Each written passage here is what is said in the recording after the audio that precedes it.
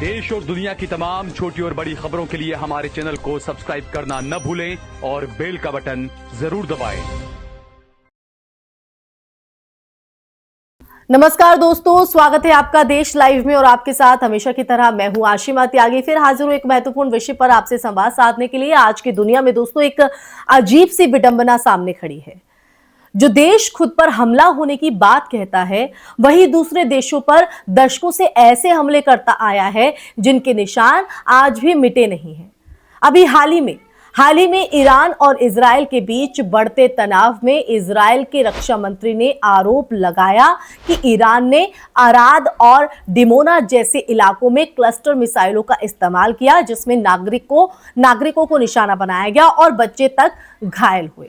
इसे युद्ध अपराध और आतंकवाद बताया जा रहा है। लेकिन सवाल अगर हम बात करें तो सवाल यह उठता है दोस्तों कि क्या अंतरराष्ट्रीय कानून केवल दुश्मनों के लिए होता है या अपने लिए भी? यह सवाल इसलिए दोस्तों क्योंकि ये आज हर किसी के जहन में है। तो यही सच जानेंगे, इसका जवाब ढूंढेंगे इस चर्चा के माध्यम से। मैं चर्चा में आगे बढ़ूं उससे पहले आप लोगों से अपील, इंसाफ की आवाज को बुलंद करने के लिए और सच्ची पत्रकारिता के लिए हमारा यानी देश लाइव का सहयोग करें। साथ ही डिस्क्रिप्शन में दिए गए लिंक को ओपन कर ज्वाइन बटन दबाकर आप हमसे यानी देश लाइव से सीधा जुड़ सकते हैं दोस्तों। तो दोस्तों चर्चा में आगे बढ़ते हैं और पूरा सच समझते हैं। दरअसल क्लस्टर बम का हमने जिक्र किया। क्लस्टर बम ये ऐसे हथियार होते हैं जो हवा में फटकर दर्जनों हजारों छोटे बमों में बट जाते हैं और बड़े इलाकों में फैल जाते हैं। इनका सबसे बड़ा खतरा ये है कि ये अक्सर अनएक्सप्लॉयटेड रह जाते हैं और बाद में नागरिकों खासकर बच्चों के लिए घातक बन जाते हैं। तो दोस्तों यही वजह है कि 2008 का कन्वेंशन ऑन क्लस्टर म्यूनिशन जो इन्हें प्रतिबंधित करता है। और लेकिन ध्यान देने वाली बात यह है कि इजराइल और अमेरिका जैसे कई बड़े देश इस संधि के साइनेटरी नहीं रहे, यानी कि वो खुद इन हथियारों के उपयोग पर कानूनी रूप से बंधे हुए नहीं है।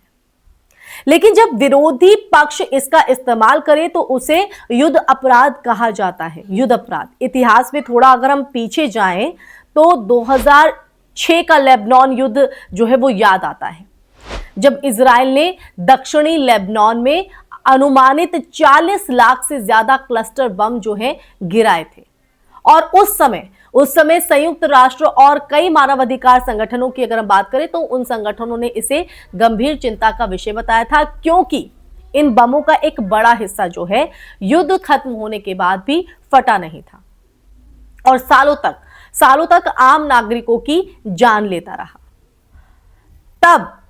तब क्या वो अंतरराष्ट्रीय कानून का पालन था या तब वही आत्मरक्षा का तर्क दिया गया था?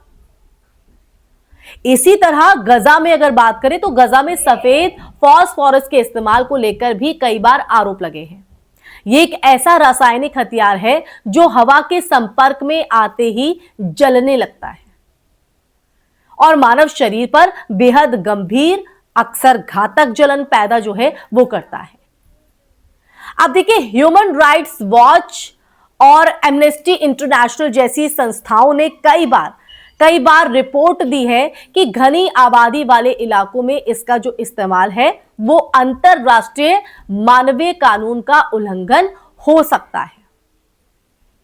लेकिन हर बार जवाब यही आता है कि हम अपने बचाव में ऐसा कर रहे हैं।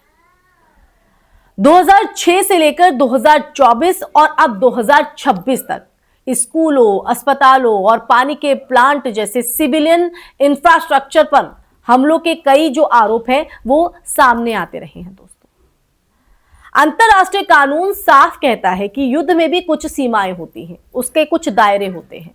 सिविलियन और मिलिट्री टारगेट में फर्क करना कहीं ना कहीं अनिवार्य है, जरूरी है। लेकिन जब बार बार ऐसी घटनाएं होती हैं तो ये सवाल उठना स्वाभाविक है कि क्या ये केवल एक कोलेटरल डैमेज है या फिर एक पैटर्न है। अब अगर ईरान पर लगाए जा रहे आरोपों को देखा जाए तो यह भी जरूरी है कि उनकी स्वतंत्र और निष्पक्ष जांच हो। किसी भी देश की तरफ से नागरिकों को निशाना बनाना या प्रतिबंधित हथियारों का इस्तेमाल करना निश्चित रूप से अगर हम देखें तो निंदनीय है और अंतर्राष्ट्रीय कानून के खिलाफ भी है।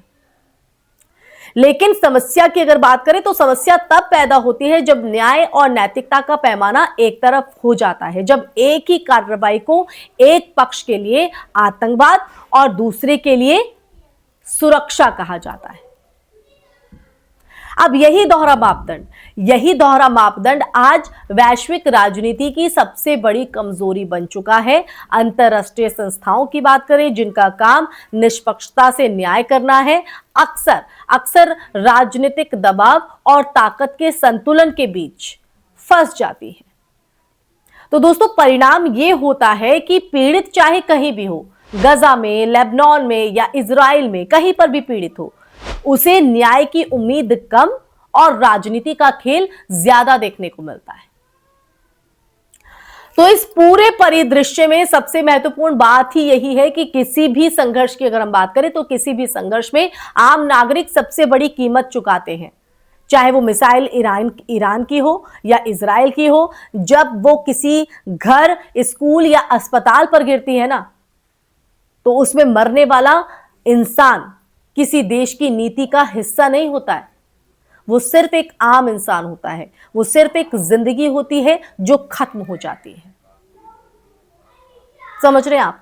जिंदगी होती है वो खत्म हो जाती है। इसीलिए कहा जाता है कि जब कोई युद्ध लड़ा जाता है ना, तो उसमें आम इंसान एक भारी कीमत चुकाता है।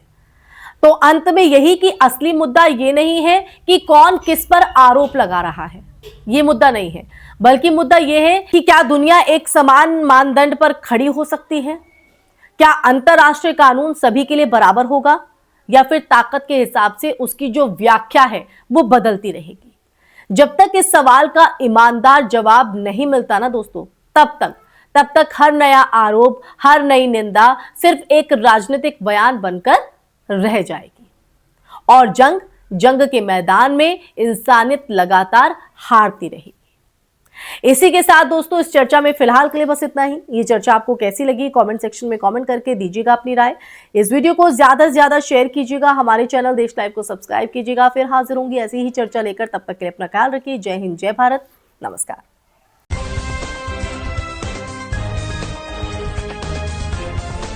देश और दुनिया की तमाम छोटी और बड़ी खबरों के लिए हमारे चैनल को सब्सक्राइब करना न भूलें और बेल का बटन जरूर दबाएं।